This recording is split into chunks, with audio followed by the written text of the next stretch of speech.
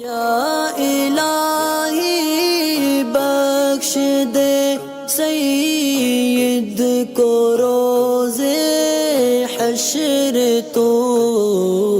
سوال ہے ارباب کا، موجودہ دور کے حالات میں انہوں نے پوچھا ہے کہ افغانستان اور طالبان کے مسئلے میں طالبان کا کیا عقیدہ اور نظریہ ہے، کیا وہ کرتے ہیں، کیا وہ جہاد ہے یا صحیح ہے یا طالبان صحیح ہے، مسلمانوں کو اس صورتحال میں کیا کرنا چاہیے۔ سب سے پہلی بات تو طالبان جو کرتے ہیں وہ جہاد نہیں ہے، یعنی خود ساختہ ان کے کہنے کے مطابق جہاد ہے۔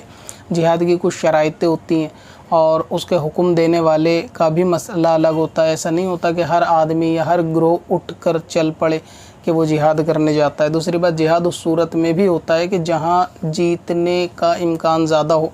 اور اگر آپ کے پاس جیتنے کے امکانات ہی نہیں ہیں تو خود مسلمانوں کی جان کو ہلاکت میں ڈالنا یہ جائز نہیں ہے، اس صورت میں بھی جہاد کی صورت نہیں بنتی۔ یعنی یہ کہ آپ کے پاس کوئی آلات ہی نہیں ہیں لڑنے کے اور اس کے باوجود بھی آپ جہاد کے لیے نکل جاؤ، جبکہ یہ یقین ہے کہ آپ جیتنا آپ کے لیے ممکن نہیں ہے، تو یہ سب ڈیفرنٹ صورتیں ہوتی ہیں۔ دوسرے ہے کہ پھر حکومت کا ہونا، بادشاہ وغیرہ کا ہونا، اور جو افغانستان کے اندر طالبان کا معاملہ ہے تو وہ طالبان سنی نہیں ہیں بلکہ غیر مقلد وہابی ہیں، اور ان کے عقیدے وہی ہیں جو وہابیوں کے عقیدے ہوتے ہیں، اور ان کے کام کو صحیح ہرگز نہیں ٹھہرایا جا سکتا، کیونکہ وہابی تمام کے تمام کافر ہوتے ہیں اپنے عقیدوں کی بنیاد پر۔ لہٰذا جو لوگ ان کے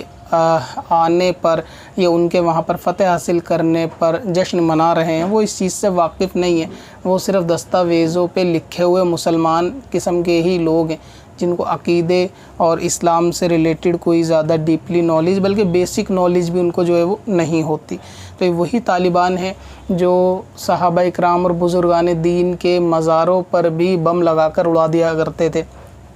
یعنی یہ وہی وہابی قسم کے لوگ ہیں جن کی کتابوں میں حضور صلی اللہ علیہ وسلم کے بارے میں غلیظ باتیں لکھی ہوئی ہیں، اور یہ سب اہل حدیث جو ہے وہ ان کو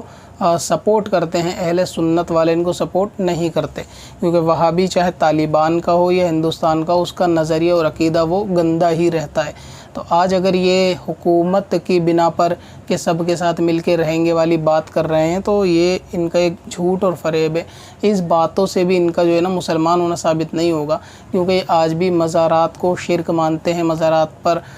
توڑنے پر ان کو معاذ اللہ یقین کرتے ہیں، بلکہ توڑتے بھی ہیں۔ کتنی آپ نے ایسی امیجز اور ویڈیوز دیکھی ہوں گی طالبان کے افغانستان ہی کے اندر کہ اہل حدیث یا وہابی کہلانے والے الگ الگ گروہ نے ایسے کئی موقعوں پر جو ہے صحابہ کے، بزرگان دین کے مزاروں کو جو ہے وہ ڈسٹروائے کیا ہے، صرف اسی وجہ سے کہ یہ اس چیز کے قائل نہیں۔ تو یہ اہل سنت تو ہرگز نہیں ہے، یہ وہابی غیر مقلد لوگ ہیں، تو اسی لیے ان کی نہ تو سپورٹ کی جائے، نہ ہی ان کی حمایت کی جائے، اور ان کے جو کام ہیں جس سے اسلام کے اوپر داغ بھی لگتا ہے اور مسلمان کو بدنامی بھی جھیلنی پڑتی ہے، تو یہ کام بھی ان کا کوئی قابل تعریف نہیں ہے۔ جس کو ان کے اتہاس پڑھنا ہو تو وہ جو ہے علماء اہل سنت کی کتابوں سے وہابی کب آئے، کب پیدا ہوئے، کیا ان کا نظریہ عقیدہ ہوتا ہے وہ پڑھ سکتے ہیں، اور ویڈیوز وغیرہ بھی وہابیت کے بارے میں بہت ساری سنی علماء کی موجود ہے، اب ان کو سن سکتے ہیں تو آپ کو تفصیل معلوم چل جائے۔ کب